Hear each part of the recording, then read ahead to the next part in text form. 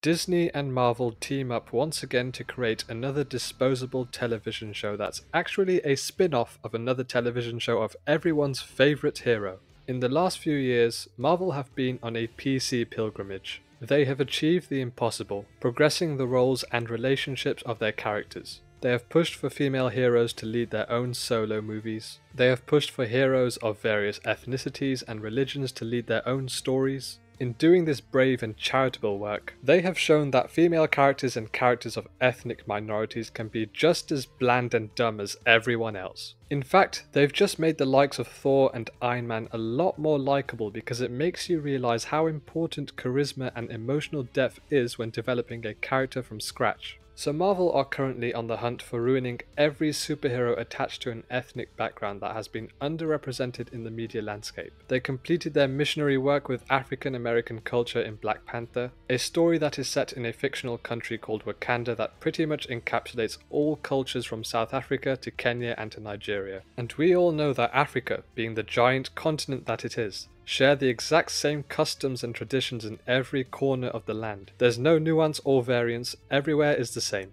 Marvel continued their pilgrimage by opening their door to Chinese culture in Shang-Chi and the Legend of the Ten Rings, even bringing back fan favourites like the pretend Mandarin Trevor Slattery. Now it was time for Marvel to pick their hand into something deeper, something that had been neglected and undervalued in America, the very people who lived here long before anyone else did. The Native Americans. But to kill two birds with one stone, let's add disability to the story. And behold, they named the show Echo. And who would play this exciting and mysterious character? Only the most dull and detached actress to walk the earth. The story focuses on Maya Lopez, a deaf Native American of the Choctaw tribe. Before she became the right-hand girl to the kingpin Wilson Fisk, we are exposed to her past to sympathize with her. She loses her mother, loses her foot, and loses her father. Now, in any normal circumstance, these are factors that are almost a shoo-in to show sympathy towards Maya, to root for her in her quest to kill and threaten innocent people. What I love about Maya is how she reacts with the same face in any situation, something that not many actors have the nerve to do. By doing this, it makes the audience just as confused about how they should react.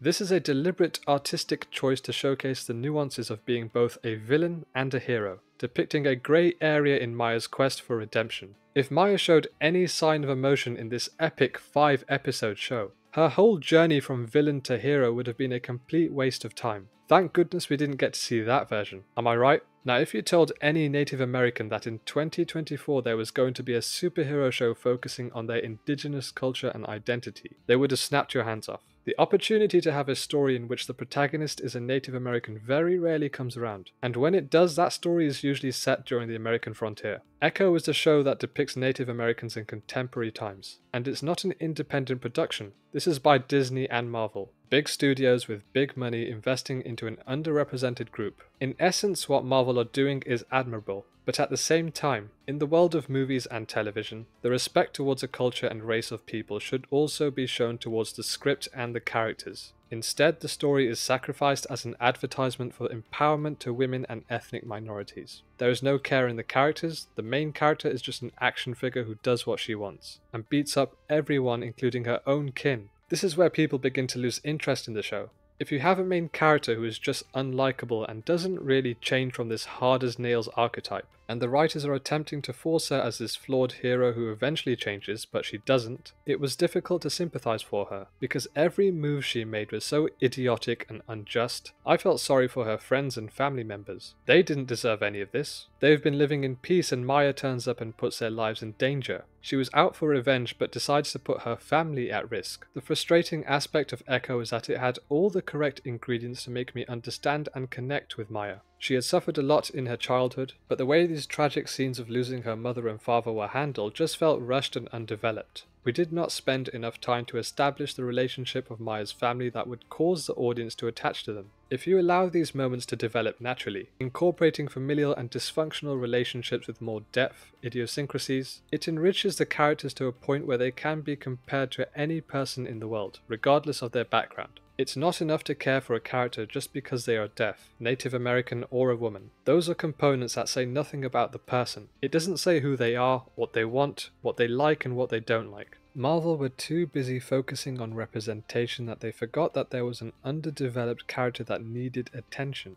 The dynamic between Fisk and Maya was pathetic. I mean, this is a villain who is menacing and intelligent in Daredevil. In Echo, he is a shadow of that character. Their relationship was so complicated that you had an opportunity to make the show a really engaging cat and mouse game in which Maya is constantly tested by a deceitful Fisk. And these challenges would have been gripping, but there was no real great set piece that stood out. The scene on the train was dark, derivative, and dull. I didn't want Maya to succeed in that moment. If she had failed and learned that what she was doing was wrong, then maybe I would begin to see growth in her character. The consequences of her actions came her way, but it still didn't feel like she was learning from them, even when it put her cousin and uncle in danger. She didn't care that she was hurting the people around her. There are many families and friends who grow apart when one leaves to another city. It's natural. But that doesn't give you a reason to go hating on everyone. She didn't think about how their lives have been. Everything she did was about herself. I would have preferred if the story was centered on Maya's family members. Her grandmother and grandfather had a far more interesting story. The grandmother's connection to Echo was much more intriguing. Maya's uncle Henry had a far better story to tell. He had suffered a lot and lost a lot. Working for Fisk was something he was forced into and presents a realistic perspective of a good man forced into the underworld. But I would like to go back to the story between Fisk and Maya, because there was very little depth explored about their past. I'm perplexed by this choice, as the comics depict a far more engaging narrative than what this show decided to adapt from. The decision not to incorporate Maya's upbringing under the care of Wilson Fisk in full depth, as depicted in the comics, likely stemmed from several factors. The show has prioritized Maya's personal journey of self-discovery and her quest for identity over her relationship with Fisk. By doing this, the showrunners may have chosen to minimize the presence of other characters, including Fisk, whose influence could overshadow Maya's growth arc. Fans of the original comics would be rightfully disappointed that many aspects of Maya's backstory were not fully realized on screen. Echo does offer a thought-provoking premise that revolves around Native American identity and the theme of prejudice. However, it's widely acknowledged that it doesn't fully explore these themes to their potential. Many viewers and critics have pointed out that Echo misses an opportunity to delve deeper into the complexities of Native American experiences and the impact of prejudice on Indigenous communities. I often found the portrayal of Indigenous Americans in Echo quite superficial or lacking in depth. While the show may touch upon issues related to identity and prejudice, it may not do so with the nuance and authenticity that many audiences expect it to deserve.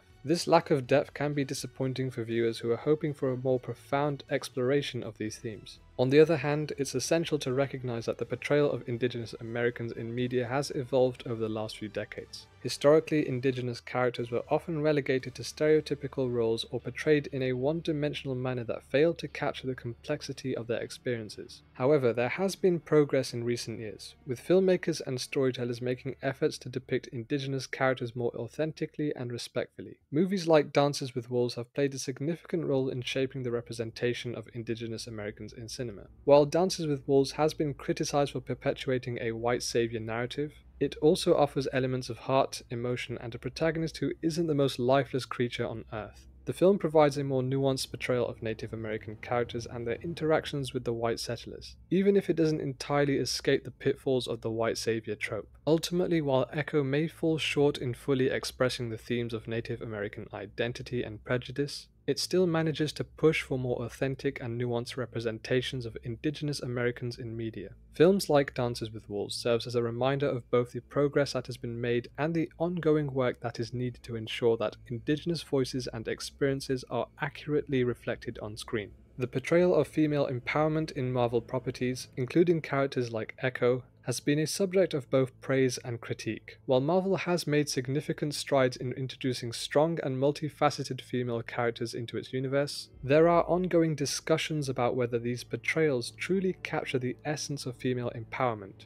One aspect that is often highlighted is the emphasis on physical strength and power as markers of empowerment. Many female characters in Marvel, including Echo, possess remarkable physical abilities and are depicted as formidable fighters. While this representation can be empowering in its own right, it sometimes falls short of capturing the full spectrum of female empowerment. True female empowerment transcends physical strength and power. It's about the depth of character, resilience in the face of adversity, and the ability to persevere despite setbacks and challenges. Female empowerment encompasses emotional strength, intelligence, compassion, and the capacity for growth and self-discovery. In the context of Echo and other Marvel properties, there's a valid critique that the portrayal of female characters often prioritizes their physical abilities over their inner strength and character development. While characters like Echo may showcase moments of resilience and determination, there's room for deeper exploration of their inner struggles, vulnerabilities, and growth trajectories. The concept of female empowerment extends beyond individual characters to encompass the narratives and themes presented in Marvel stories. Female characters should be portrayed in ways that challenge stereotypes, break barriers, and inspire audiences of all genders to redefine notions of strength and empowerment. One crucial aspect of true female empowerment is the acknowledgement of failure and the capacity to learn and grow from it.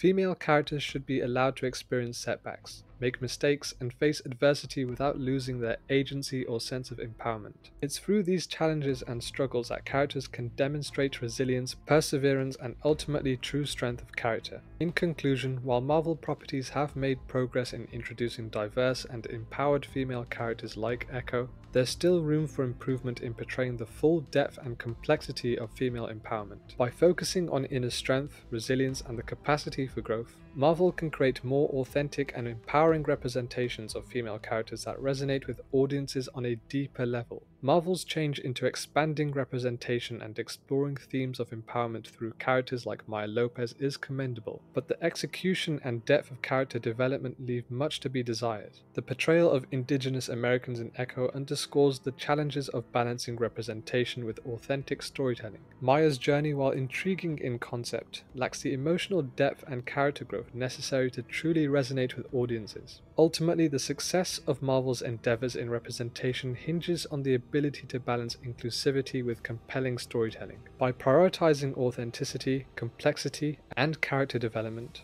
Marvel can continue to push boundaries and inspire audiences of all backgrounds.